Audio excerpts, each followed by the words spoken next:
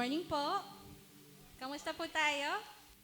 Ready na po ba tayo magpuri sa ating Panginoon? So, kung maaari po, mas lumapit tayo para yung mga maaga, 'di ba? Nandito sa may unahan. Alright? Batiin po natin ang ating mga kasabi, nasa likod natin, nasa harapan natin ng good morning, happy Sunday, happy Lord's Day. Samahan niyo po ako at basahin natin sa Psalm 48. Great is the Lord and most worthy of praise. In the city of our God, his holy mountain. Beautiful in its loftiness, the joy of the whole earth. Like the heights of Saphon in Mount Zion, the city of the great King. God is in her citadels. He has shown himself to be her fortress. When the kings joined forces, when they advanced together, they saw her and were astounded. They fled in terror. Trembling seized them there, pain like that of a woman in labor. You destroyed them like ships of Tarshish, shattered by an east wind. As we have heard, so we have seen, in the city of the Lord Almighty, in the city of our God. God makes her secure forever. Within your temple, O God, we meditate on your unfailing love. Like your name, O God, your praise reaches to the ends of the earth. Your right hand is filled with righteousness. Mount Zion rejoices. The villages of Judah are glad because of your judgments.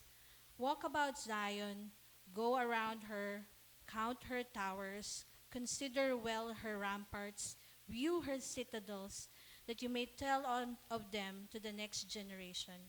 For this God is our God forever and ever. He will be our guide even to the end. Let us pray. Father, we come humbly before you today, our hearts full of gratitude and praises to you. May you allow us, Lord God, today, this morning, to cast our burdens at your feet. May you once again forgive us for our shortcomings the past week, for our sins, Lord God, so that we will have your peace within us and we will be able to really glorify you, praise you today, Lord God, with a light heart, with a heart full of gratitude. Lord, may you help us focus on your love, on how great you are, how you guide us up to this day, and as you said in your word, to the very end. Lord, thank you. Thank you for calling us your children. Thank you that despite ourselves, you love us, Lord God. Lord, today, may you accept our prayers, our songs, our love for each other, and confession of love to you. May you be glorified in all of these. And Lord, may you let your children come together. May you fill the seats here, Lord God.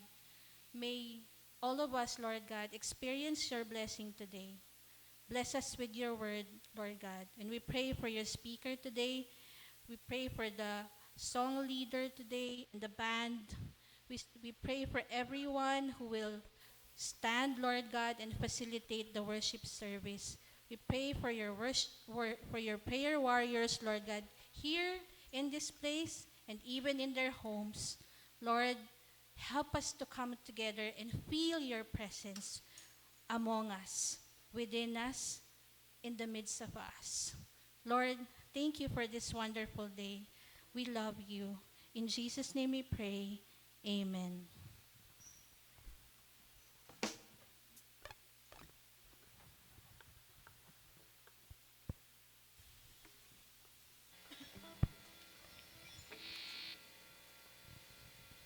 Good morning po sa lahat. Good morning po.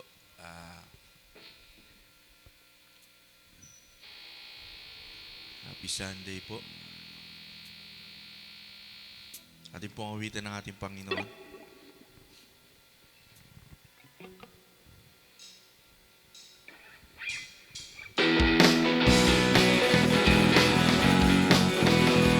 Awitan po natin ang ating Hari, our God.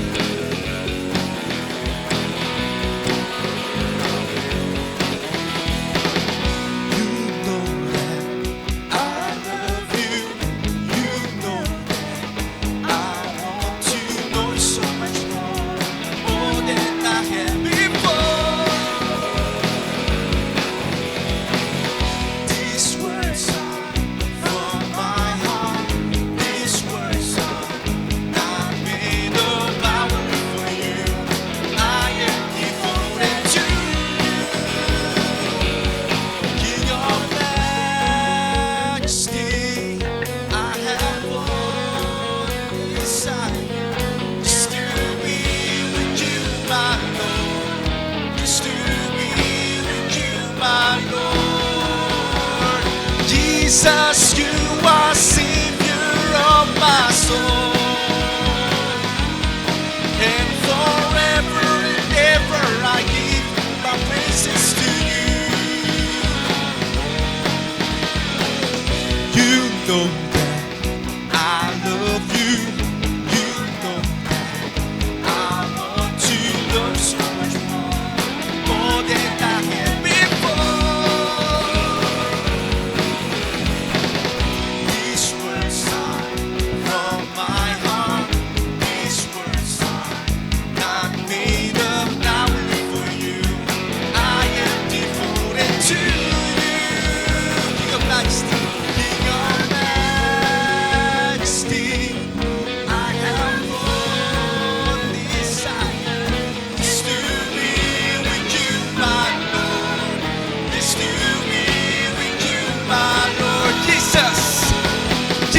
Jesus, you are Savior of my soul,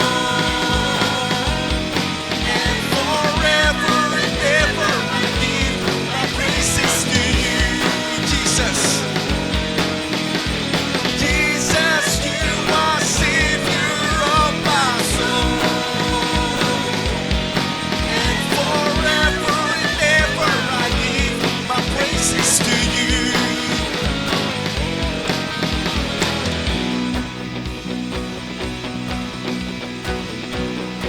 Praise our God. Thank you, Lord, for this day. Thank you, our King, King of majesty. I have one desire, is to be with you, my Lord. Is to be with you, my Lord. Jesus, you are Savior of my soul, and forever and ever I give my praises to you. Jesus, you are Savior of my soul, and forever and ever I give my praises to you. And forever and ever I give my praises to you, and forever and ever I give my praises to you. Thank you, Lord. Thank you, Jesus. Lakpan po natin ang ating Panginoon. Yan naman po ay natin pong purihan ng Panginoon sa pamamagitan ng pagmamahal na awitin na ito. Let's sing Forever I Love You.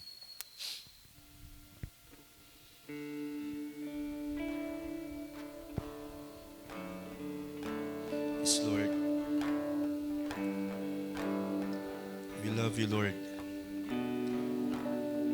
In spite of our sins, we thank you for your love and for always being there to guide us as these songs. I worship at your throne, whisper my own love song. With all my heart I sing, for you my God and King. I live for all my days to put a smile on your face. And when we finally meet, it'll be for eternity. How wide you open up your arms when I need your love. How far you come. If ever I was lost, say that all you feel for me is dying love that you show to the cross.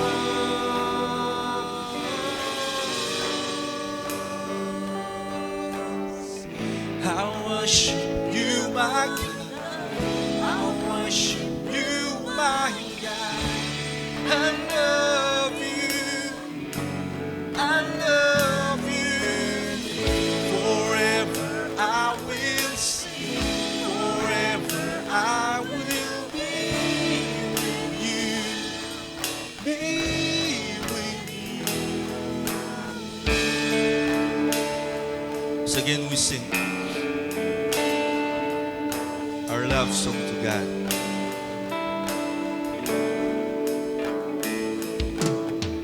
I worship at your throne, whisper my own love song. With all my heart I sing, for you my daddy. I live for all my days to put a smile on your face. And when we finally meet, it'll be for eternity. How wide you open up your arms when I need your love. How far you come. If ever I was lost, you said that all you feel for me is that you love that you show to the cross.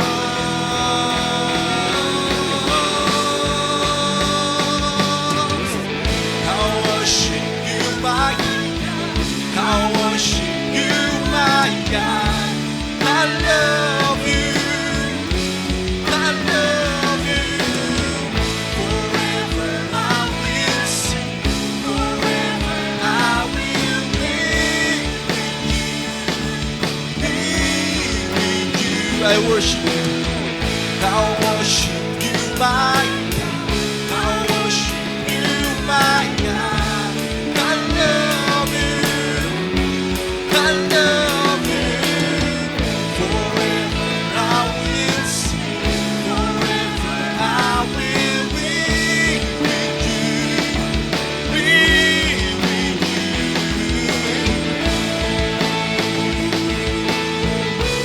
Yes, Lord, we love you. We're sorry, Lord God, sa mga pagkukulang, Lord, sa araw-araw. For sometimes being ungrateful, Lord God. We love you, Lord. I worship you, my God. I worship you, my God. I love you. I love you. Forever I will sing. Forever I will be with you. Be with you, oh Lord. I love you. I love you.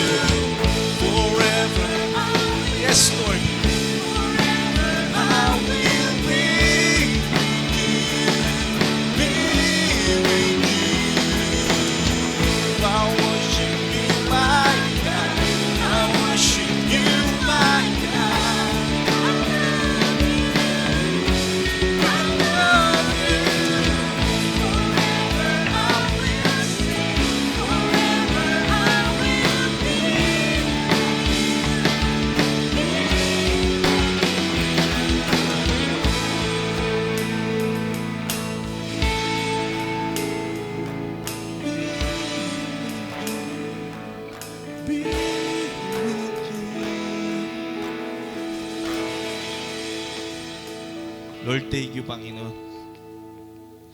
We love you despite our sins, Lord, our ungratefulness, ang mga pagkukulang namin, Panginoon.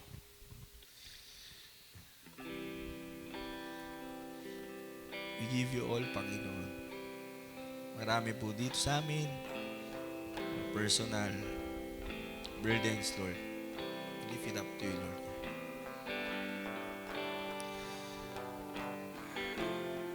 Thank you for the love and hope, Panginoon. Thank you for everything. The world may fade, you will remain in the midst of the trial. You will always be our son. Our God never fades. Our God never fades.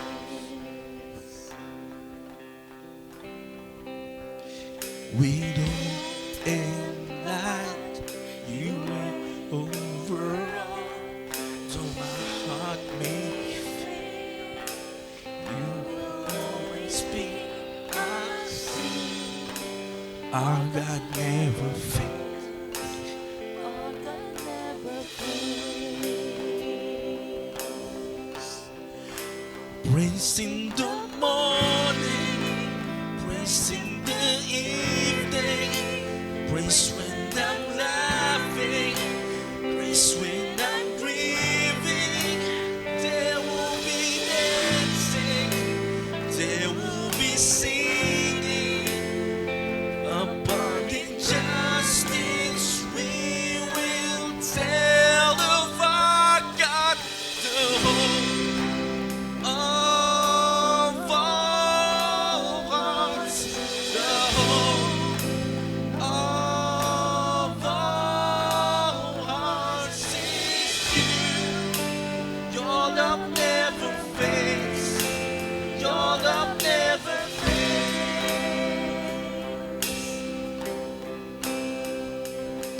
We don't bend like you reign over all. Though my heart may break, you will always be our son.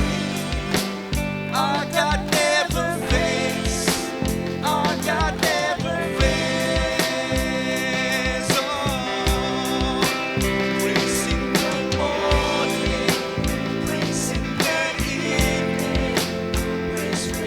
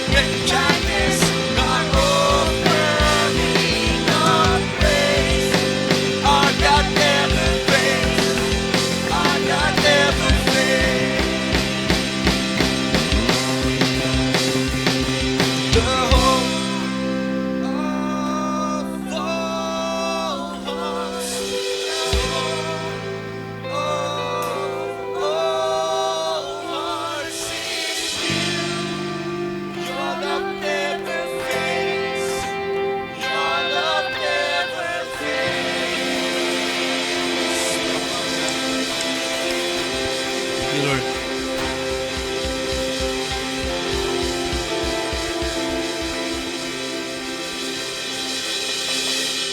Tayo'y patuloy na lumapit sa Panginoon, sa Kanyang presensya, at hayaan na ang Espiritu niya ang manguna sa ating panalangin.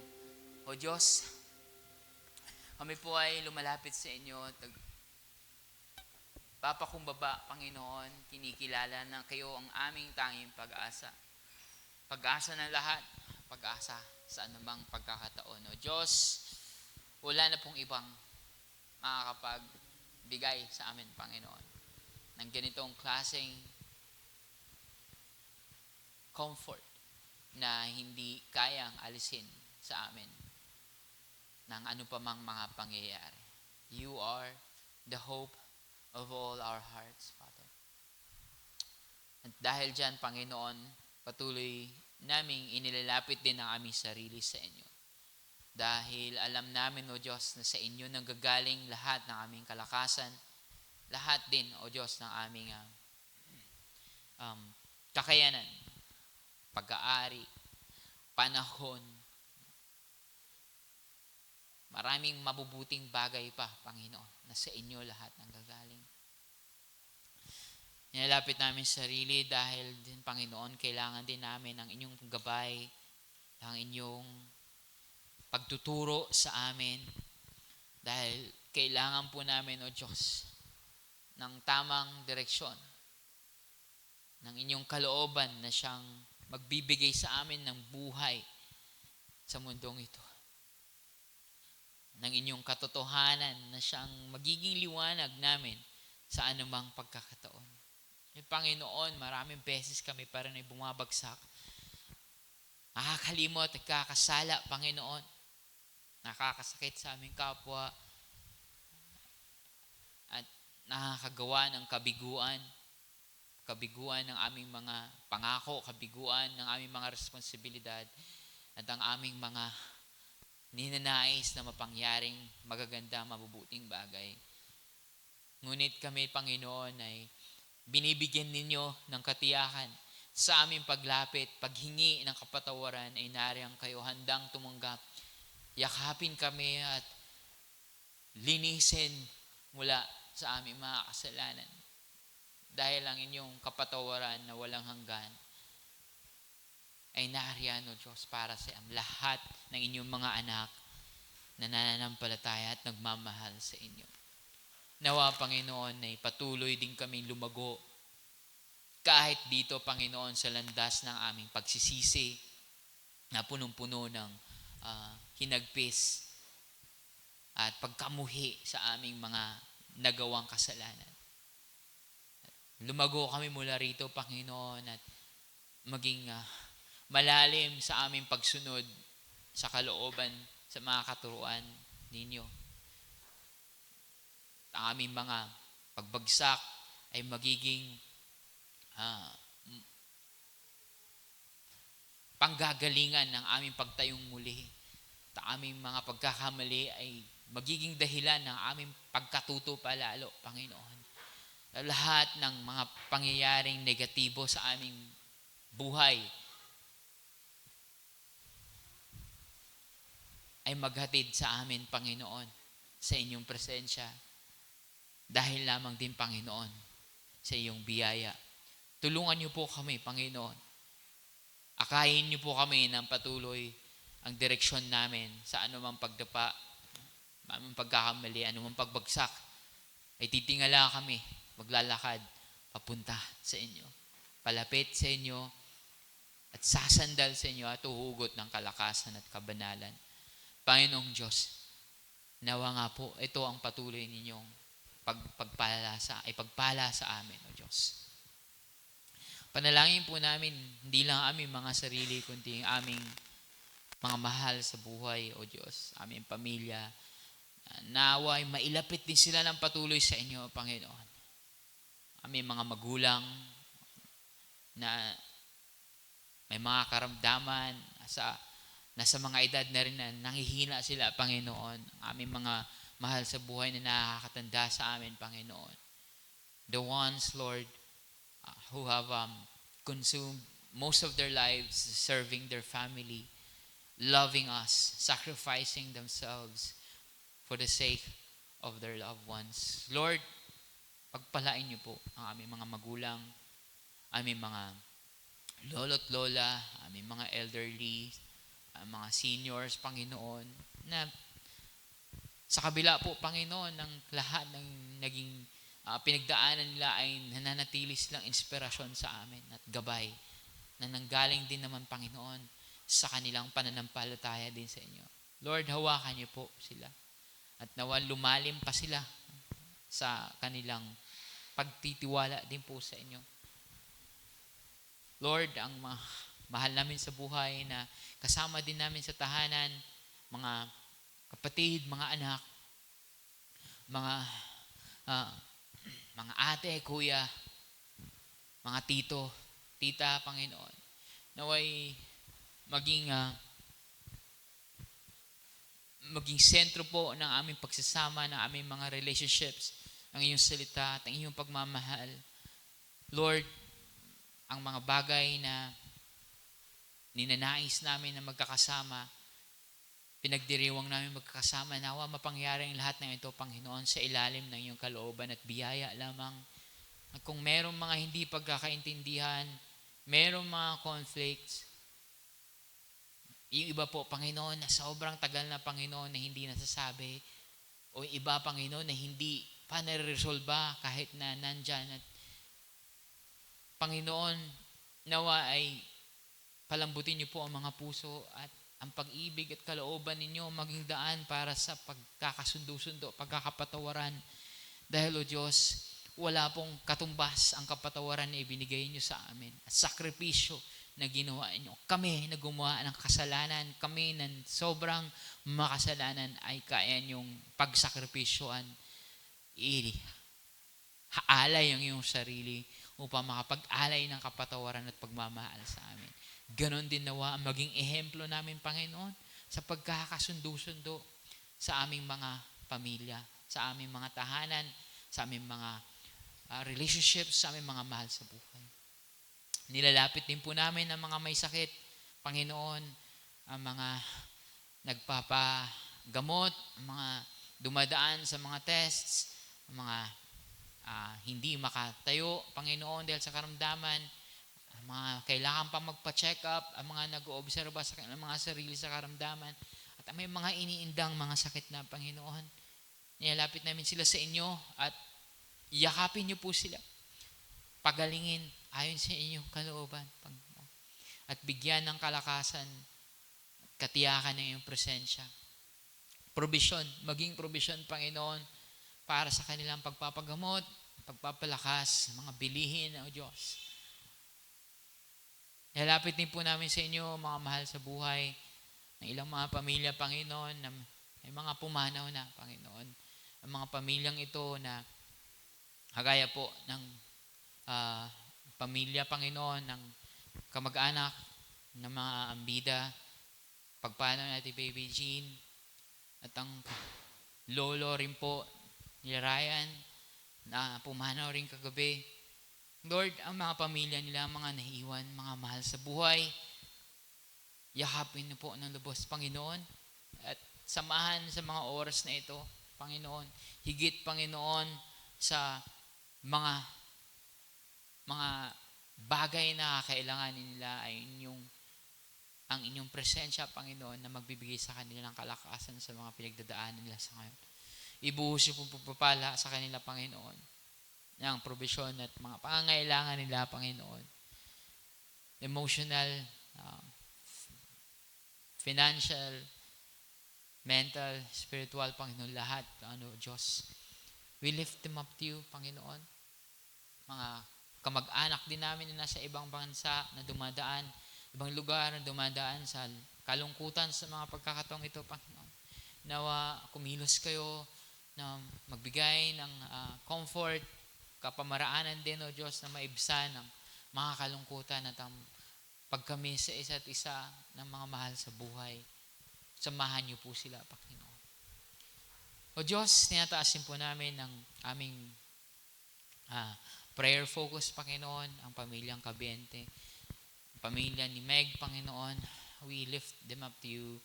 Unang-una, naway patuloy po nilang makita, O Diyos, ang inyong kalooban na darating din ng Panginoon, panahon na kilalanin nila ang Panginoon at ng buong buo sa kanilang buhay. Isuko ito at ang kanilang mga sarili isuko at ang pananampalataya ibigay sa inyo. Si Meg din, Panginoon, na patuloy siyang kumilala pa sa inyo, lumalim sa pagsunod kay Kristo. O Diyos, sa mga hiling nila sa kanilang buhay, mga financial na problema, mga relationship na conflicts, mga alalahanin sa pang-araw-araw, ay kayo rin po, Panginoon, na maging tanglaw, maging solusyon, at maging gabay sa kanilang lahat. Pagpalain niyo po ang pamilyang ito, O Diyos, sa mga karamdaman, pangailangan, kinabukasan nila, Panginoon. Ay lapit po namin din ang aming simbahan na patuloy na ninanais na kilalanin ka, paglingkuran ka, sambahin ka bilang isang katawan. O Diyos, patuloy po namin nararanasan yung pangungusap, pagkilos sa aming kalagitnaan. Naway patuloy niyo po kaming palakasin, empower pa sa aming mga ministries, O Diyos. Palalimin pa, Panginoon, sa pag-aaral, pagkilala sa inyo at magningning nawa, O Diyos, ang simbahan ito sa pamamagitan ng aming mga pagkilos bilang sama-sama at bilang individual, Panginoon, sa mga komunidad naming kinabibilangan, sa mga pamilyang aming mga kinabibilangan. Lord, gamitin mo po ang lahat ng kabilang ng Bliss Christian Fellowship Church na maging pagpapala sa lahat ng pagkakataon, O Diyos. At ibuhos niyo po ang inyong mga resources sa aming mga araw-araw na pangailangan. Hindi lang, Panginoon, sa aming mga pamilya, kundi sa aming pagkilos bilang isang organisasyon. O Diyos, pagpalain niyo rin po ang aming mga nangunguna sa amin, mga naglilingkod, na patuloy niyo po silang palalimin at bigyan ng kakayanan at suklian niyo po, Panginoon, ng inyong kalakasan at kagalakan ang kanilang mga pagod, ang kanilang mga sakripisyo, hindi dahil sa utang na loob, Panginoon, kundi dahil sa biyaya ninyo, O Diyos, na patuloy na nagbabahagi ng pagkakataon, ng kabutihan, ng kagalakan sa aming mga naglilingkod sa inyo at sa aming mga kapwa at kapatid.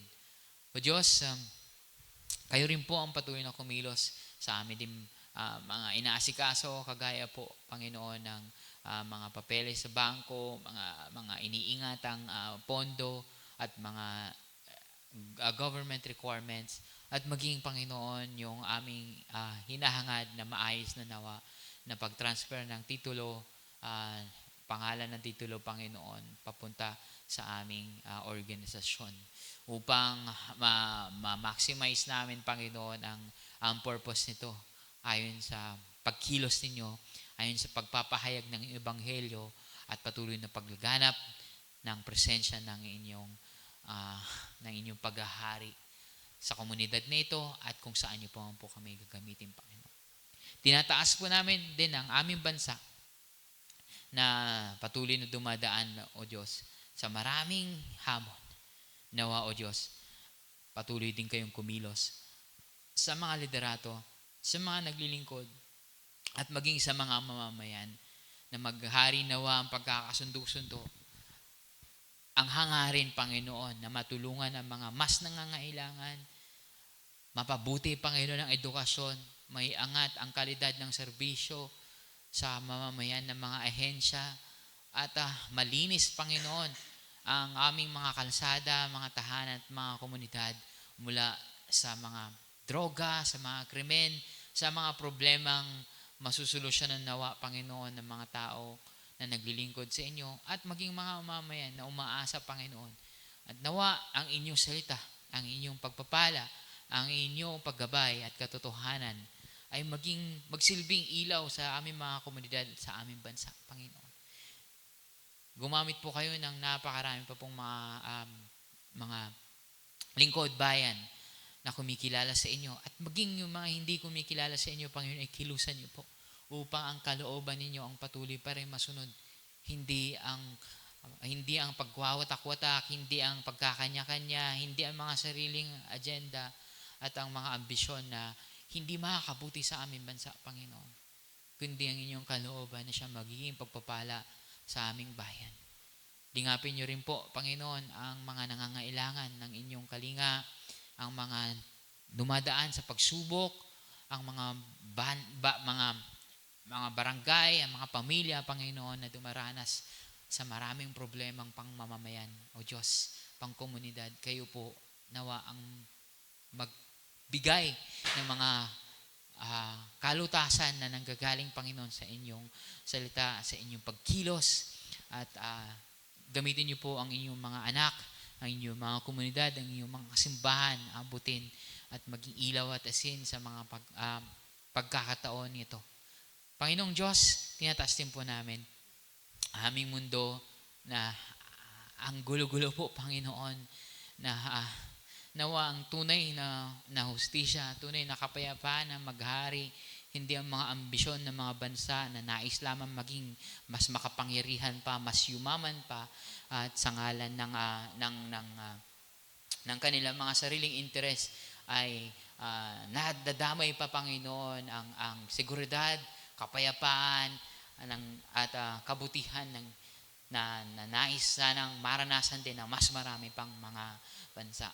Patuloy po namin inaalala ang iyong kalooban ng nais po ninyo ay pagpalain ng lahat, Panginoon, ng mga bansa. Hindi ang iisa lamang, hindi ang dalawa lamang, hindi lalo ang mga makapangyarihan lamang at mayayaman, kundi ang lahat ng bansa nawa ay makaranas ng pagpapala at kumilala sa inyo, Panginoon. At nawa ang tunay na ebanghelyo, ang tunay na pag-ibig, ang tunay na hustisya ang manaig. Hindi ang mga mga nakatagong agenda, ang mga pag-uusap, ang mga transaksyon, Panginoon, na pangnegosyo, pang-transaksyon, Panginoon, na may kabig dito, kabig doon, Panginoon, na mga pangsariling interes ang nabibigyan talaga ng pabor, at ang mga bilyonaryo ang mas lalo pang kumikita, at ang aming mundo ay mas lalong naghihirap, at ang aming ekonomiya at ang aming mga kalikasan ay lalo pang nasisira. Panginoon, ang inyong mundo ay inyo. Ang inyong nilikha ay inyo. Pagpalain niyo po ito at ingatan, at lalo po kayong kumilos, hindi lamang, Panginoon, sa aming mga komunidad, kundi sa pangmalawakan pang mga komunidad ng aming mundo. O Diyos, iligtas niyo po ang aming mundo. Ingatan niyo po ito at kilusan, Panginoon. At nawa ang katotohanan na aming marinig, ang inyong pagkikilos, ang inyong pagtuturo sa amin sa anumang pagkakataon, sa salita ninyo, sa aming kapwa, sa aming mga panalangin, sa buong pananambahang ito, ang magbigay ng kahit maliit, Panginoon, na liwanag o kabutihan saan pa man kaming mga lugar na dadalhin ninyo at mga tahanan. Maliliit na mga biyaya, maliliit na mga kabutihan, maliliit na pagkilos ay magkaroon ng pangmalawakan, Panginoon, na impact sa buong komunidad, buong bansa at buong mundo nawa. O Diyos, sa inyo lamang namin pinagkakatiwala ang lahat ng ito.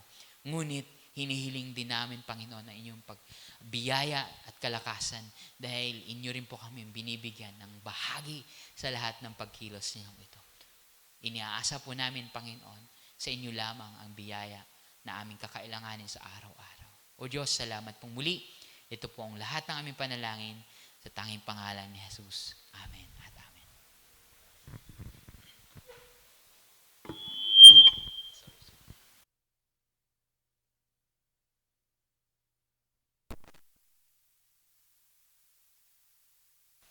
Makakaupo po muna tayong lahat, mga kapatid.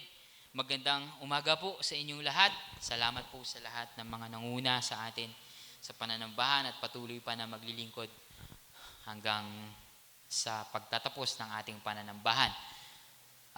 Ngayon naman po ay patuloy tayong makikinig sa mensahe na ating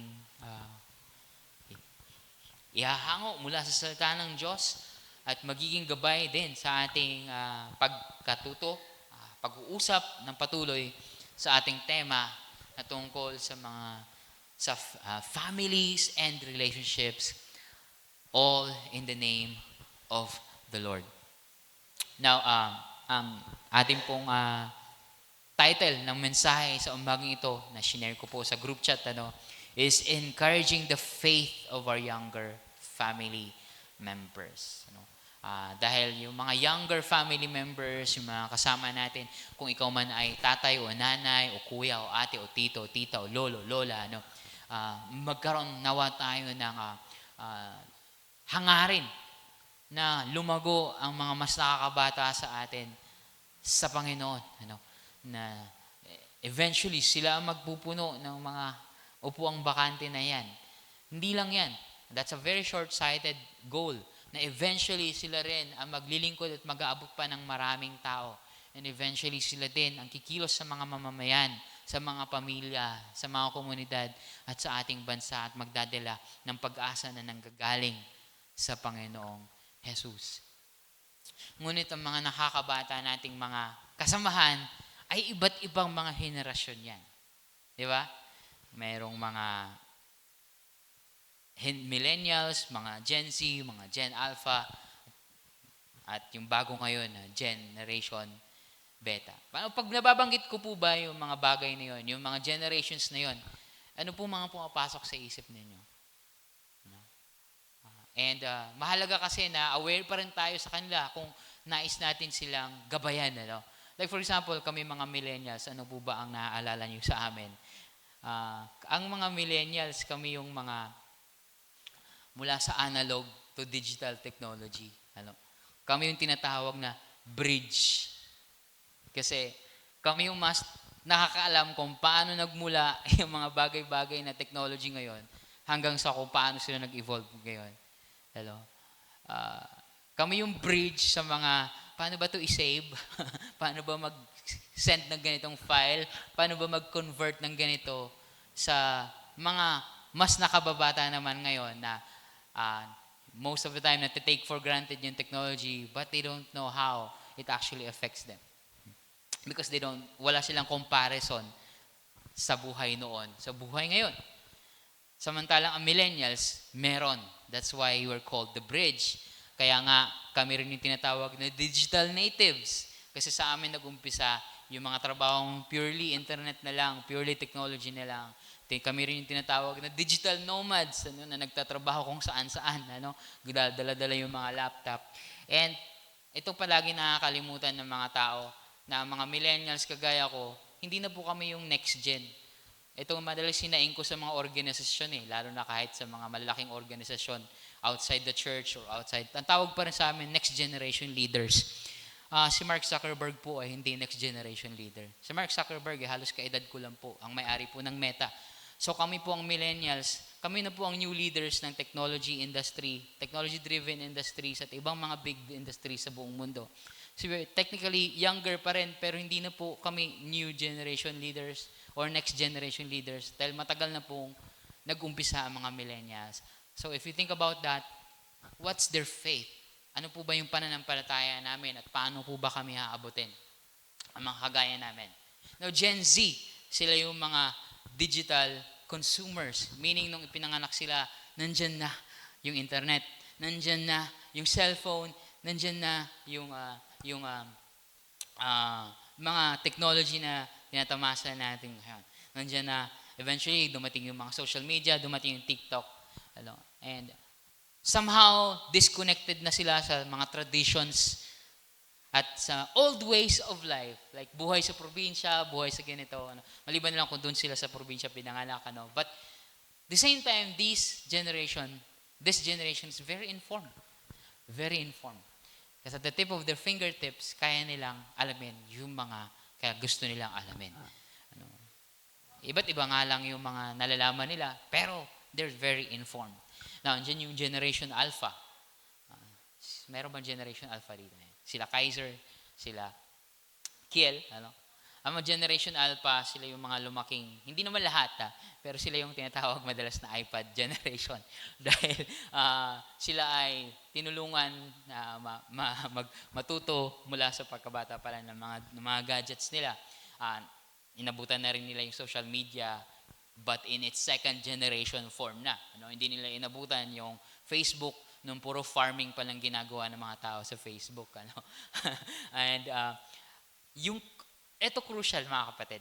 Yung consciousness, meaning yung realidad ng nila Kaiser, nila Kiel, ng mga generation nila, yung consciousness nila, mahalaga ito is shaped by the things from 2015 onwards. Yung realidad nila ay hinulma ng mga bagay na nag-umpisa na lang o na inabutan na lang nila mula 2015 onwards. 10 years ago pa lang yun, 2015. No, kung kayo may anak mula 2011, pinanganak onwards, ito yung realidad nila. Yung 2015 onwards. Ano bang buhay ang 2015 onwards? No? Wala na yung mga dating buhay natin. Kaya there's really a generational gap pag di natin na-recognize yun. Generation Beta, yung mga isinilang pa lang, yung mga isisilang ngayon, taon, at kahit siguro sila Kaden at si Kisig, nagsinilang nung November ba sila sinilang? November sila sinilang, Tama. Or, November, hindi umabot pa rin December, So, kahit yung mga batang yun, they will wake up.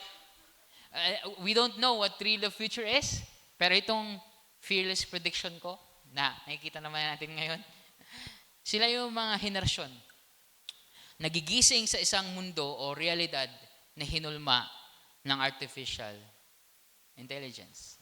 Tama?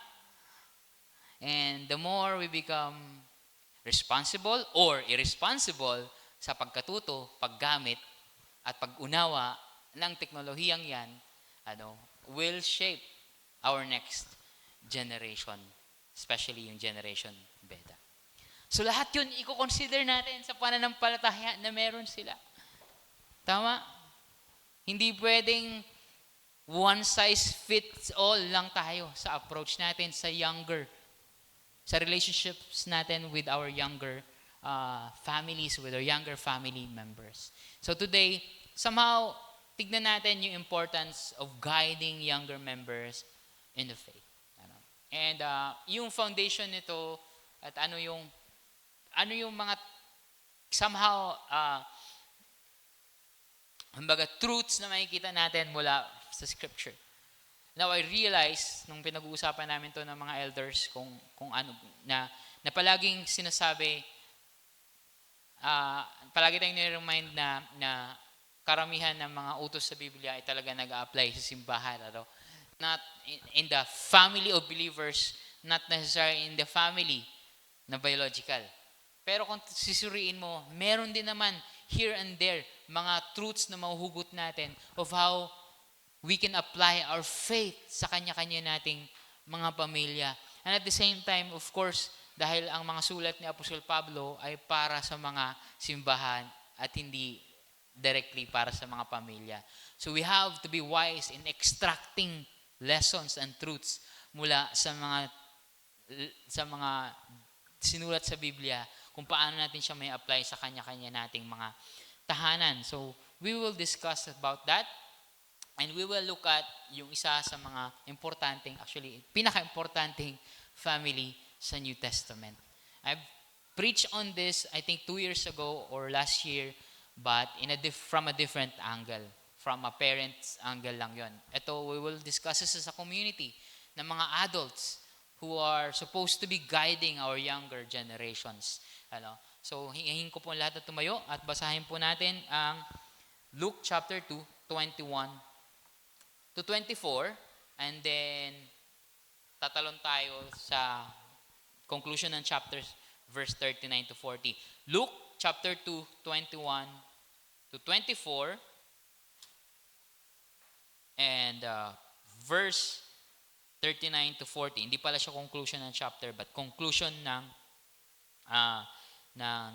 passage. So, sabi diyan sa Luke chapter 2, 21 to 24, ito yung time na pinanganak na si Jesus. At on the 8th day, kumbaga, isang linggo pa lang lumipas nung kapanganakan ni Jesus. Kumbaga, isang linggo pa lang lumipas mula sa totoong Pasko. Ito po ang pangyayari. Basahin ko po mula sa New International Version. On the 8th day, when it was time to circumcise him, he was named Jesus, the name the angel had given him before he had been conceived. When the time of their purification according to the law of Moses had been completed, Joseph and Mary took him to Jerusalem to present him to the Lord. As it is written in the law of the Lord, every firstborn male is to be consecrated to the Lord, and to offer a sacrifice in keeping with what is said in the law of the Lord, a pair of doves or two young pigeons. Now, lipat po tayo sa verse 39 to verse 40. When Joseph and Mary, galing sa Jerusalem, had done everything required by the law of the Lord, they returned to Galilee to their own town of Nazareth. And the child grew and became strong. He was filled with wisdom, and the grace of God was upon him. Makakapo na po tayong lahat. Mga kapatid, pagpalain tayo ng Diyos sa kanyang salita at sa ating pagbubulay-bulay mula rito. Now, briefly lang, titignan natin ano ba nangyari dito. Pansinin niyo po unang-unang may paulit-ulit dito na according to the law, as it is written in the law, like sa verse 1, sa verse 21, sinabi doon na kailangang ipacircumcise, ipatuli si Jesus, yung bata, because that's according sa kanilang batas. Tama? Now, we don't do that right now, na magpatuloy dahil sa batas, dahil sa Israel talaga yun.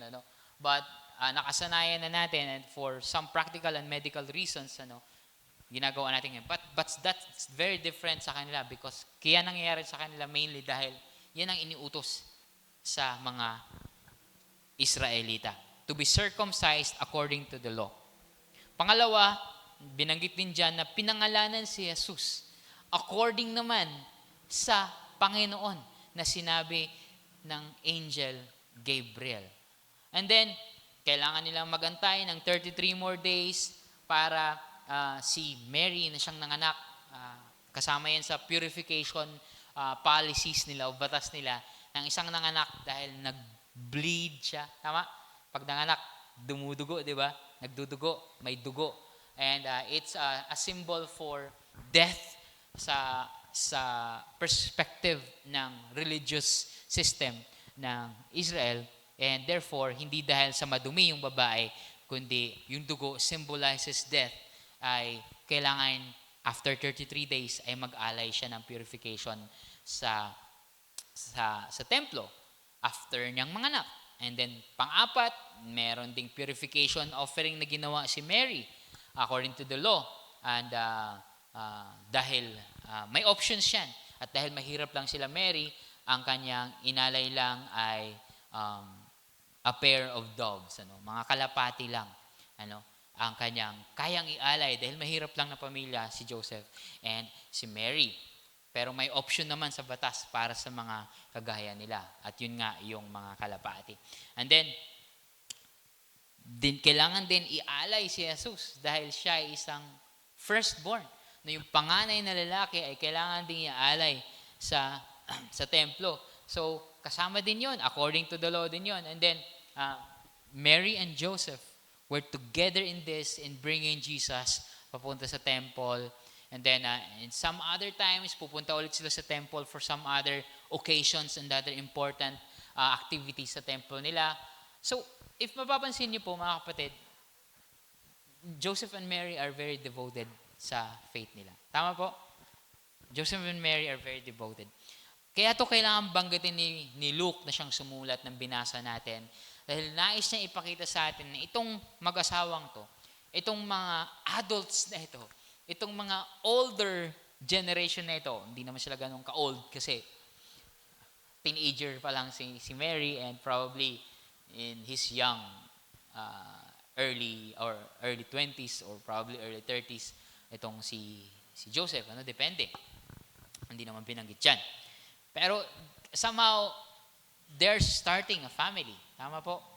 And they're assuming now the role of adults, of grown-ups, of a married couple.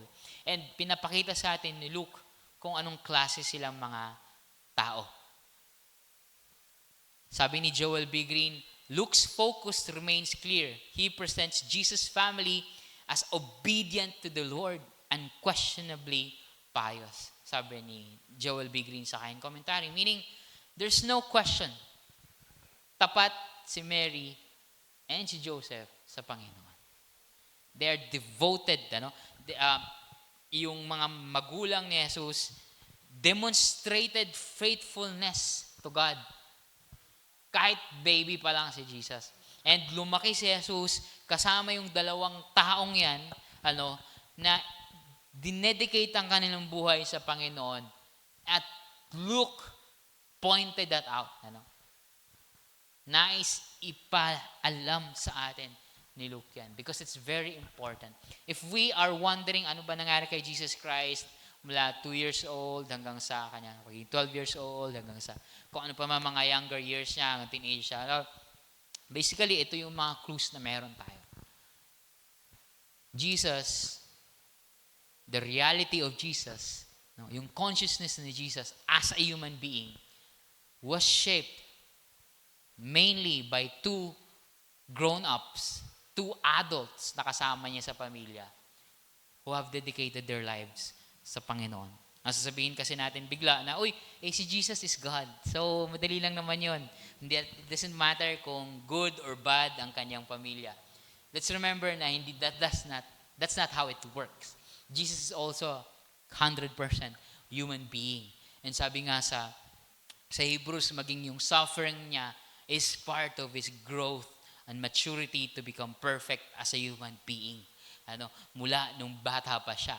Let's remember na the whole point of being Jesus the Son of Man is maging kagaya natin. Maging faithful siya as a righteous human being, not as a God. Kasi shortcut yun. But he chose to be with us, to become like us. And in the process, to live a righteous and faithful life na malaking bagay ang mga nakasama niya sa pamilya. In fact, kapag tinuloy-tuloy natin tong kwento na to, na siyang binasa natin kanina, kaya highlight naman ni Luke ang naging resulta na yan. Sabi sa verse 39-40, sabi binasa natin kanina, when Joseph and Mary had done everything required by the law of the Lord, and of course, sa mga susunod pa, they returned to their own town of Galilee, of Nazareth in Galilee. And summary ni Luke, the child grew and became strong. He was filled with wisdom, and the grace of God was on him. Now, nandyan ang grasya ng Diyos sa lahat ng mga nangyayari, initiated, fueled by yung kung anong pinakita ng kanyang mga kasama sa tahanan. Basically, his parents. But, syempre, Jews are very familial. So, maraming mga nakapaligid pa siguro sa panahon ni Jesus na hindi na nabanggit dyan. But, their family, the relatives around them are very faithful sa Panginoon. Now, what are we learning here? In this family, makikita natin na bago pa man makapagsalita si Jesus, makapagbasa, makapag-memorize things, makapagpatong ng bato sa isang bato. That's a metaphor dahil si Jesus ay possible mason or carpenter, and sa panahon nila that can be both the same dahil ang mga bahay naman nila hindi lang mga kahoy kundi mga bato-bato din na pinagsama-sama. So, before Jesus could even play or memorize things, yung mga kasama niya sa bahay, like si Mary and Joseph basically, or mostly, may na-establish ng kultura sa kanilang pamilya. Kultura, value system, na dedicated sa pagsunod, sa pagsamba sa Panginoong Diyos. And ito yung kinalakihang environment ni Jesus. Mga nakikita niyang panalangin, napapakinggan niya, naobserbahan niya ang pagbabasa, pagkakabisado, at pagbabahagi, pag-aaral ng salita ng Diyos, at pagsunod dito, at magiging responsable at mapagmahal na mga magulang. And probably some other grown-ups or adults around Jesus Christ. Now, mahalaga ma-recognize natin ito, kagaya na sinabi ko last time about this, is that ang Diyos, with all His wisdom and purpose, could have Pwede na may ibang pamilya. Or pwede nga ba dapat ibang pamilya na may kaya, na nasa ganitong bracket ang sweldo, ano, para somehow hindi na masyadong mahirapan si Jesus. Hindi dumaan sa mga unfortunate events or paghihirap, komportable. At sa panahon natin ngayon, siguro upper middle class, no? Yung nasa upper ng bracket ng middle class. Somehow, at least doon, but hindi. Jesus was born poor. Pero sa lahat ng kagalingan at katalinuhan ng Panginoong Diyos, nang may likha ng lahat, ay nilagay niya si Jesus sa gitna ng mga taong masunurin sa Diyos, matutuwid, at pagpapalain si Jesus sa ehemplo ng buhay nila, kahit sila ay mahirap. Si Mary, a poor, humble, insignificant girl in the society, and si Joseph, an ordinary guy na handang sumunod sa Panginoon kung meron itong ipapagawa. Ito lang ang requirements ng Panginoon. Actually, hindi lang. Ito ang naging requirements ng Panginoon. Hindi mga material, hindi yung comfort, hindi yung kung ano pa mang provision, but just two ordinary grown-ups na kailangang magpalaki kay Jesus. Hindi sila mayaman, no significant status in the society, but they're ready to serve God sa kanilang buhay. At ang kanilang pamilya, ang kultura, ang environment na kanilang na-establish, yun ang major influence ni Jesus bilang bata na lumalaki. And ano pa man yung mga babasa natin sa susunod na mga pagkakataon, like, hindi agad naniwala ang kanyang pamilya, na kumontra pa ang kanyang mga kapatid, imagine kung kayo yun, tapos ganito bigla yung anak nyo. Of course, there will be some misunderstanding, but we will find out din naman eventually that Mary will become one of his closest disciples. Mary, Jesus' mother. And we will find out later on that even his brothers will be leaders sa church. So, because that's a family established, centered on God. Now, kung tayo, ay makititignan natin yun na pinili ng Diyos, dalawang tao, dalawang grown-ups, dalawang adults, kagaya lang din natin, na namumuhay sa pananampalataya at ipinakilala ang kanilang anak sa Panginoon o pinakilala ang Panginoon sa kanilang anak at the same time. Ma-realize natin dito na it is really important na yung mga mas nakakatanda, mga magulang, mga grown-ups, mga tito-tita, kuya, ate, mga lolo't lola, sa paligid ni Jesus, o kung sino man bata sa atin ngayon na pinapaligiran natin, ay pahalagahan natin ang pagtatatag ng isang tahanan na yung mga anak natin o yung mga mas nakakabatang henerasyon sa ating paligid o sa ating tahanan will grow up in faith. Lalaki sa pananampalataya. First and foremost, bago pa man siguro yung katalinuhan na nais nating matutunan nila sa school, kagalingan na matututunan nila sa skills, o ano pa mang sports, o ano pa mang technology, o ano pa mang tricks and performances na matututunan nila, but to grow in faith. A family with grown-ups, with adults who will patiently and effectively impart good values, good character to the children, to the young, to the teens in their community. Of course, marami pa ibang factors na magdadagdag, magko-contribute para sa isang bata na huhulma sa kanyang karakter o sa kanyang paglaki. Tama? Some things na labas sa ating mga kamay. Pero yung mga bagay na nasa ating mga kamay, napakalaki din nun na dapat hindi natin pakawalan o palagpasin. Yes, hindi rin 100% na masisiguro natin kung paano lalaki ang bata, may sarili din namang desisyon yan eventually. But as long as they're with us, as long as kaya pa natin silang gabayan din, we maximize that opportunity. And yes, of course, ultimately, sabi dun sa verse na binasa natin sa verse 40, the grace of God was on him. Ultimately, the Lord will bring that child to himself when he grows up. Pero tayo din naman ay nilalagyan, binibigyan ng responsibilidad ng Diyos.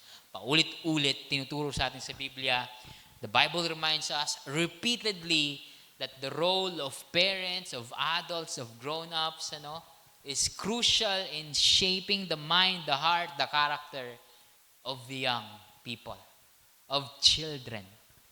Kaya mga magulang, mga grown-ups na nakapaligid sa mga bata, are given the responsibility to be the first teachers, be the first coaches, to be the first listeners and trainers sa buhay.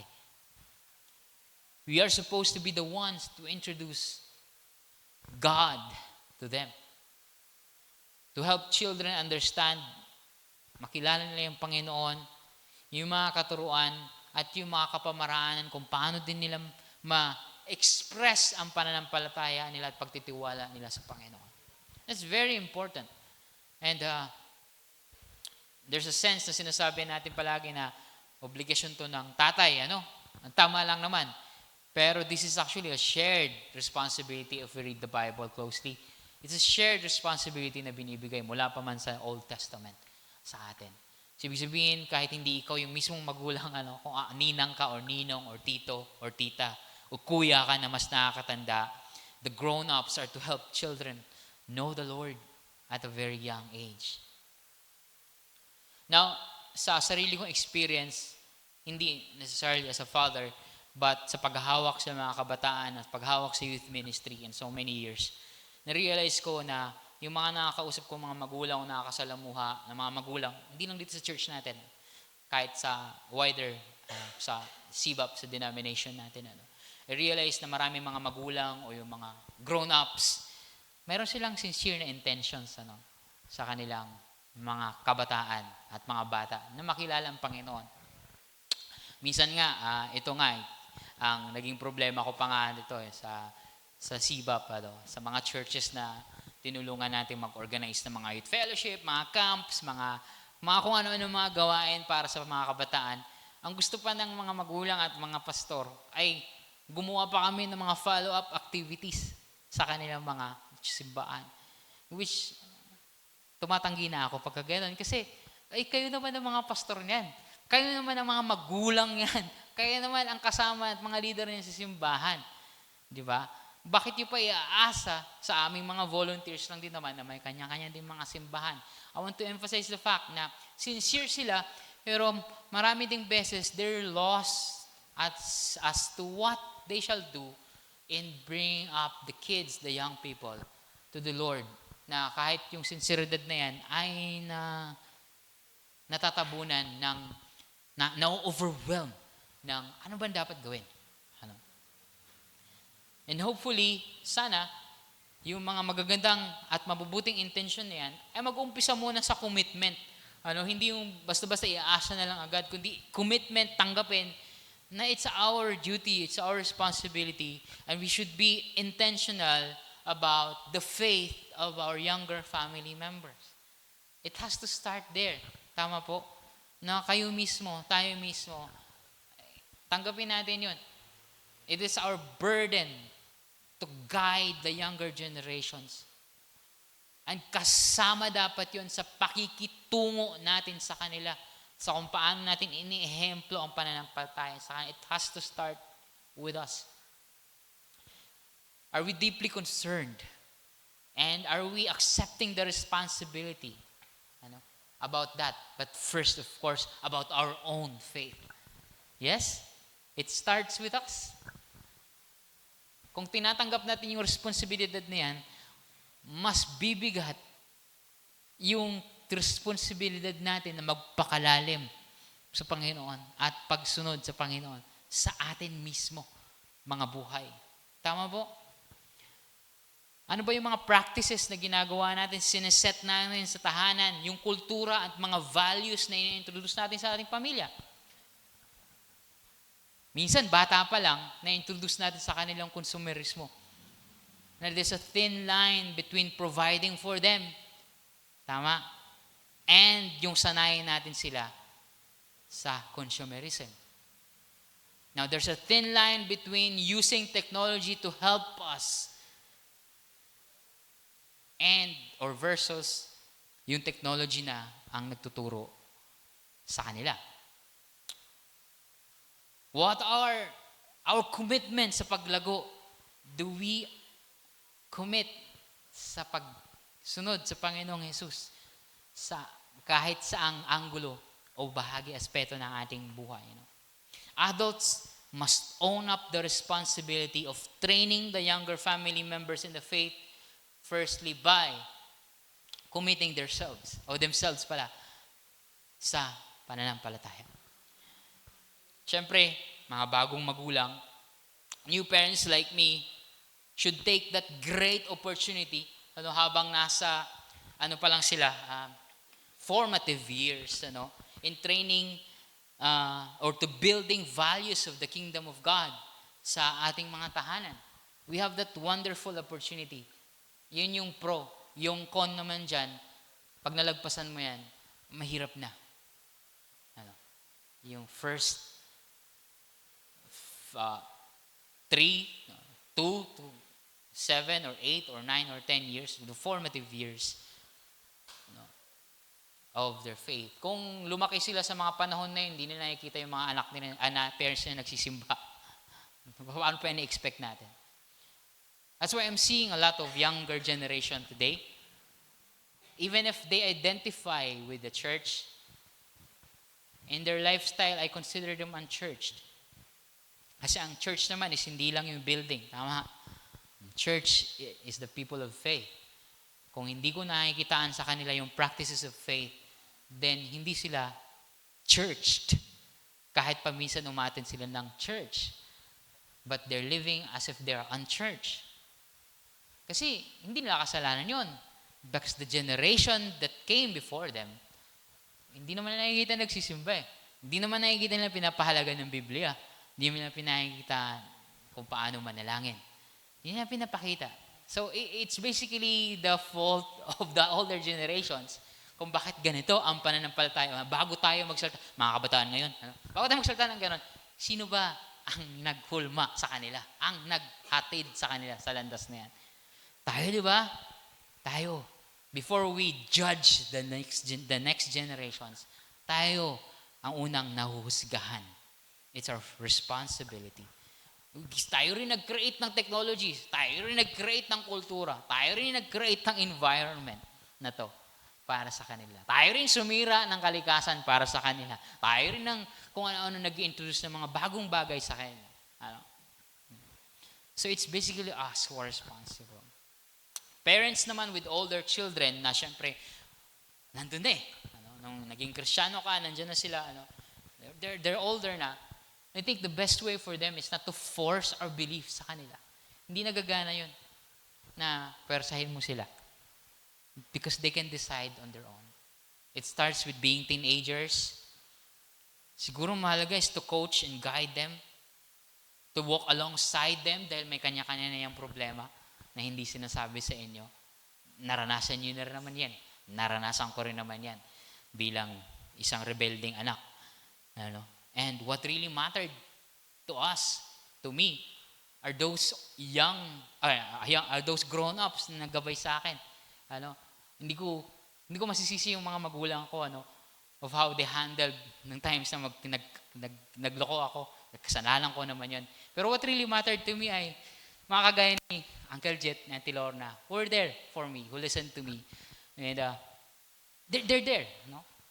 Hindi nila, sometimes parang hindi ko ma-appreciate, pero yung shadow nila, yung example nila have given me insight and showed me the way to find God in one of my darkest moments in my life. So siguro ganun ang kailangan natin gawin, to coach them, to guide them, not to always force them to do things. Ano? Because you have to let them own up the responsibility of knowing God. Kasi di na sila wala na sila sa formative years na lahat sinusubo sa kanila. Tama? Mga teens, mga 20s, mga 30s na anak, wala na sila sa ganong phase. At hindi na ganon tumatakbo yung utak at puso nila. They're supposed to be coached na and guide like a friend, like a mentor, like someone who trusts them, someone who can listen to them, to enable them, to help them make good decisions in life. Kasi nagde-decision na sila. The more we realize that, the more we can let them make good decisions. Kasi habang kung tayo patuloy pa rin ang gumagawa ng decision sa kanila, sa lahat ng pagkakataon, they will not really learn. They will not learn. Especially pagdating sa pananampalataya. Now, kung ikaw ay kagaya nila Kena, nila Kurt, na wala pang mga anak, pero sila yung mga tito at tita, mga ate at kuya, look, tignan nyo guys, si Mary who was probably 14, 15 years old. Huwag niyong tularan na nabuntis siya agad dahil di naman choice yun. Di naman yung choice yun. But she had a choice to reject when the angel told her about this. When the angel Gabriel met her and told her, ikaw ang magdadalang tao at ganito ang magiging mission mo sa buhay mo. She accepted the duty. She obeyed bravely and served the Lord. Humbly be it unto me, sabi niya. Because of her great faith. No, kahit wala ka pang anak, even if you're a young adult, you can start by investing in your faith right now. And kahit habang nag-i-invest ka pa lang, you can already be a guide to the younger kids, to the younger teenagers, to the younger generation. So it's basically just thinking, hindi na lang to para sa akin. The faith of the generation that follows us will greatly rely, hindi naman solely, kundi greatly rely sa kung paano rin tayo namuhay sa pananampalataya. Bago tayo magbitiw ng mga salitang, iba na talaga ang mga bata ngayon, iba na talaga henerasyon ngayon, isipin muna natin, have we been responsible enough to show them good faith, the good path, the good will of the Lord. Part of the reason why dapat maging intentional tayo sa pagsunod sa Panginoon is that we are parents, or someday we will be parents, or actually we have little children, younger people in our house na inaanak natin or pamangkin natin, and we have this responsibility to lead them in many ways. Maging encouragement man lang tayo sa kanilang pananampalataya sa ngayon, kahit hindi pa tayo mga magulang, or kahit tayo ay mga lolo't lola na. And in fact, napakaraming magagandang testimonya para sa mga lolo't lola kung paano naging crucial sila sa pananampalataya ng kanilang mga apo. Kagaya ni Timothy, sa Bible, na ang faith ng kanyang lola, faith ng kanyang nanay, hanggang sa faith na niya ngayon sa Panginoong Jesus. Sabi ni Paul, from infancy you have known the scriptures. Anong inaalala niya si Timothy? Naalala ko kung paano ka tinuruan ng iyong mga magulang, ng iyong lola, at ang pananampalataya ng iyong lola at ng iyong nanay. Very important. Lalo ng mga ladies. Very important ang inyong role sa lipunan, especially sa inyong mga tahanan. Happy International Women's Month pala sa inyo. So, very important ang inyong role. And of course, fathers, men in the faith, to show a courageous faith that doesn't embody yung tinatawag nila na toxic masculinity ba yan o kung ano pa man, o however you categorize it. Hindi coercive. Sabi ni Paul, do not exasperate your children, fathers. Do not lead them to anger sa kanyang pagtuturo. Kahit yung pang-aasar natin siguro. Do not provoke them to anger, sabi ni Paul sa mga lalaki, sa mga tatay. It's very crucial for men and women to help each other in bringing our younger members in the family to the faith. It's very crucial for kids, for teenagers to grow up in a family who walks in the faith. Now, simply seeing them, observing parents, observing ate, kuya, tito, tita, lolo, lola, na seryoso sila sa kanilang pananampalataya, will already have a great and lasting impact sa kanilang buhay. Hindi na natin kailangang i-survey yan, ang difference niyan. May mga exemptions here and there, but we know, in general, there's a difference between kids who grew up without the knowledge of the Lord in their family versus a kid who grew up or who will grow up in a family who knows or who obeys the Lord. Andito rin ang simbahan. Hindi man primarily ang simbahan ang kasama ng mga younger members, but the more we gather, the more we serve one another, the more we pray together, the more we walk alongside each other, nandyan ang pagtulong. Hindi na mga leaders lang. Kasi hindi naman yun ang trabaho lang ng leaders. But trabaho nating lahat to walk alongside each other sa mga pamilya natin. Diba? Do we understand the struggles of the families na kasama natin? The struggles of their marriages, the struggles of their children. To start praying for them, to start kahit papaano caring for them sa mga struggles nila. This is a call for us at church din na our families need other families to guide each other, And as an organization to open opportunities for families and children to grow in the Lord.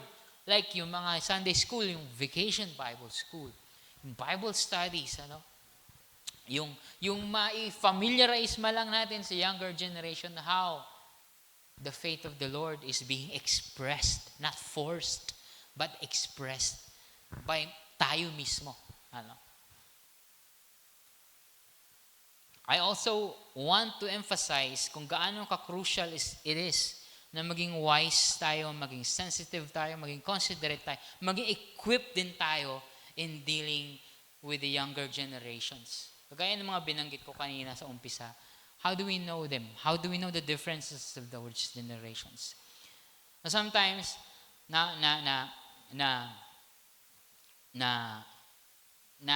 nalulungkot ako kapag may mga nakikita ako mga post ng mga kapwa ko lingkod sa simbahan who mislabel, who misjudge, who mistakenly categorize people, mga young people, sa kung anong generation nila, kung anong mga kinalakihan nila. I'm not saying na kasalanan yun. But to be unaware sa mga kabataan is the first step of not being able to help them if you don't understand them in the first place. Tama po? If you don't understand the problem, you will not understand the solution. If you don't understand the context, sabi ko nga ng isa nga sa mga metaphor, kung martilyo lang ang alam mong instrumento, papakuin mo lahat. Tama? Kahit butas, papakuin mo. Kahit leak ng gripo, papakuin mo. Kahit crack ng semento, papakuin mo. Dahil yun lang yung alam mong solusyon. You don't understand the context. So it's important that we understand ano nangyayari sa mga kabataan natin. And it helps listening to them. It helps always building a bridge. Tsaka it starts with simply being interested sa mga interests nila. Kasi the more they know that they listen to us, not necessarily understand completely, at least mabuild man lang yung kultura na pwede sila magkwento sa tatay at nanay nila kahit na minsan makulit na. Kahit naka-headset ka, kahit naghuhugas ka, kahit nagda-drive ka, kahit nagbabasa ka. Someone's asking, Daddy, ganito, Daddy, ganyan. Daddy, why is this, Daddy, that? And sometimes I feel guilty kapag nadidismiss ko ang aking anak sa mga tanong niya. And then, immediately, I ask forgiveness sa kanya. I ask forgiveness sa Panginoon because I get impatient kapag ang daming tanong. But those are actually opportunities of laying down my relationship with my daughter in the long run. Kapag ngayon pa lang nire-reject ko na siya sa mga simple questions niya. Actually, hindi minsan simple eh. Pero kung ngayon pa lang ay nire-reject ko na siya, how will she have that mindset that my daddy, that my mommy will listen to me about my first crush, about my struggles, about my problems in school, about what I hear na pinag-uusapan about sex ng mga classmates ko, about what I see in the TV na hindi napanood ng mga parents ko. Can I ask those things from my parents? About what I read in the Bible. Daddy, if Jonah was inside the fish for 3 days, and the fish has a stomach with acid that can kill their food, why did Jonah not die? Questions like that will begin to come to you. And it's a wonderful opportunity for us to connect with them with our faith. Big part of our solution sa pag-train, paggabay sa mga younger generations is to understand their culture, understand the environment around them. And I would like to share something related to that para somehow mas maintindihan natin yung younger generation. Especially yung mga nagsistruggle na tayo gabayan, yung mga teenagers. There is an article that I've read na nilabas ng World Vision. It's about yung event nila na held last 2022, I guess, sa CCF with so many partners. And there, they presented yung Barna research. I always read yung mga results ng Barna research dahil it should help us understand the generations of today. And even yung, hindi lang generations na younger lahat yung mga research na ganyan. But this time, in 2021, during the pandemic, it's important. Gusto kong malaman kasi yung updated dahil hindi pwedeng pre-pandemic yung ating understanding kasi significantly nag-iba ang mundo dahil sa pandemic. So, in 2021, Barna conducted a research including thousands of young people around the world, and 1,000 of them are young Filipinos. At ang edad nila ay 13 to 17. Sino may mga anak na sa ganitong edad? 13 to 17. Raise your hands. 13 to 17. Ito sila. Sabi dun sa results, and I quote, overall, ito yung summary nila, this digitally enabled generation, kahit siguro yung mga younger, ito na yun, yung aabutan nilang kultura. This digitally enabled generation was found to be open and inclusive. Meaning open sila matuto, pero at the same time, gusto nila yung maraming ini-incorporate sa kanilang pagkatuto. And they sought truth, authenticity, and genuine change. Yun ang gusto nila. Totoong pagbabago at katotohanan na makita nila plainly. The same values, take note, the same values fought for by Jesus and imbibed in the Bible. Tama po? Itong mga katotohanan at pagbabago, authenticity na hinahanap ng mga kabataan ay tinuturo ni Jesus at tinuturo sa Biblia. Again, sabi nila, Filipino teens in particular stand out.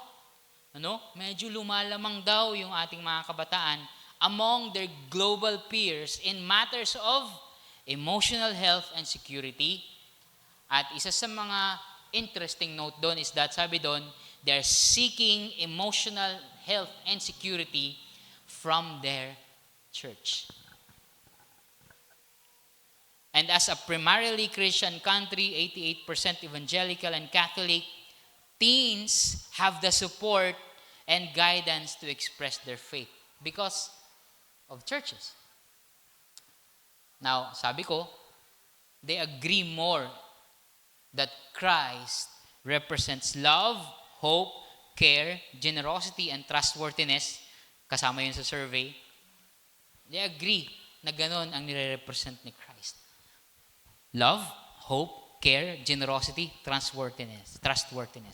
Yun yung nakikita nilang kay Kristo. Kung hindi nila makita yon sa mga taong nagre-representa kay Kristo, may problema tayo. And they describe Christ in comforting terms. Meaning, para sa mga Filipino teenagers, okay si Christ. Jesus is a comfort. No matter what they say about families or churches, but to them, Christ is comforting. Then sabi din sa survey, Filipino teens, ito maganda to, Filipino teens, kahit papaano, majority pa rin, turn to their families, community, church leaders, and clergy to learn more about Christ. Nominal Christian teens, ito yung mga sinasabi kong nag-attend sa simbahan pero not necessarily committed sa faith. Nominal Christian teens are also as likely to turn to a family member as they are to clergy or a pastor like me, according to the study. Majority. Mga kapatid, nakita niyo ba yung napakagandang opportunity natin? Bilang mga magulang, mga tito, mga tita, mga ninong, ninang, mga kuya, ate, lolo, lola, o anong pa man ang inyong relationship with the younger generation. There is still a culture, a Filipino culture, even in teenagers, to trust their parents, their tito, tita, their grandparents in matters of faith. Now, what do these things? Ang sabi ng article, what do these findings mean? And how can they be used to bring together the community of believers or families even closer? How can this generation's faith, yung mga kabataan na yan, yung curiosity nila and wonder in Christ, be directed to make a lasting impact? Now, kasama din yan sa research. Barna asked teens which global problems are of greatest concern to them. Ano ba yung mga bagay na iniisip nila, pinoproblema nila? And surprisingly, researchers received a broad distribution of responses. Meaning, napakaraming mga bagay. Meaning, ang dami nating kailangang pag-usapan with them. In the Philippines, sabi doon, teens, in even greater agreement, mas concise nating alamin, feel that extreme poverty, kahirapan, is the most pressing concern, 53% ng 1,000. Followed by political corruption, 49%. Halos kalahati din. Political corruption. Unemployment, 47% ng 1,000, halos kalahati din. Global climate change, 45%. At dapat lang dahil sila ang susunod natitira sa mundong ito na sinira natin ang sinira mula pa man noon. And mental health issues, 40%, na either tayo ang makakatulong sa kanila or tayo ang naging dahilan para sa mental health issues nila.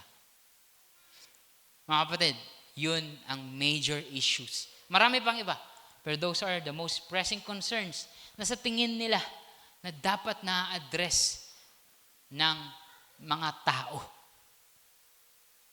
Na mga kapatid, ang karamihan ng mga kabataang to, especially yung mga may concern sa justice, have high expectations across society, major institutions just like the government and the church, at sa kanilang sarili din, believing all should play not just some role, but a major one in addressing justice, justisya sa kapaligiran. Additionally, sabi ng article ng World Vision, justice-oriented Filipino teens, yung mga kabataang may pake sa lipunan, sa nangyayari sa bansa. Filipino teens believe that the Christian church can do more and make an impact on issues and poverty and injustice. That's what they say, mga kapatid. That's what they say. That's what they believe. But they also recognize the more encompassing and critical role of government, schools, and educational institutions in addressing the crisis. If you are working in the government, if you're working in schools, if you are working in an educational institution or an NGO, then you are in a wonderful position to impact the next generation. Sabi din doon, teens see the church. Teens see the church and its leaders more effectively championing justice and addressing the social issue through two critical activities. Teaching that the Bible encourages special kindness to people who are experiencing injustice and advocating for meaningful change. Sabi ng mga kabataan, ang mga simbahan ay may kakayanan na i-address ang problema ng lipunan sa pamamagitan ng pagtuturo, pag-emphasize na tinuturo ni Kristo ang pagmamahal at pagkalinga at pagiging mabuti sa mga tao, lalo na yung nakakaranas ng injustice. At pagsusulong ng pagbabago sa lipunan sa kapamaraanan ni Kristo. Those are wonderful opportunities, mga kapatid. And those are things na tinuro ni Kristo, mga kapatid. First and foremost, we look at Jesus, and then we look at the prophets, then we look at God in a wider context. How did God address these problems? These are issues that are rampant. These are issues that are real, hindi lang sa atin ngayon, even sa panahon nila.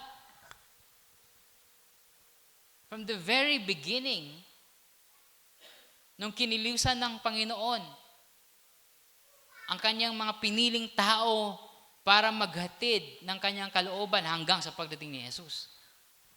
They are slaves. They're people who experience injustice, and they're the examples of how God cared for people like them.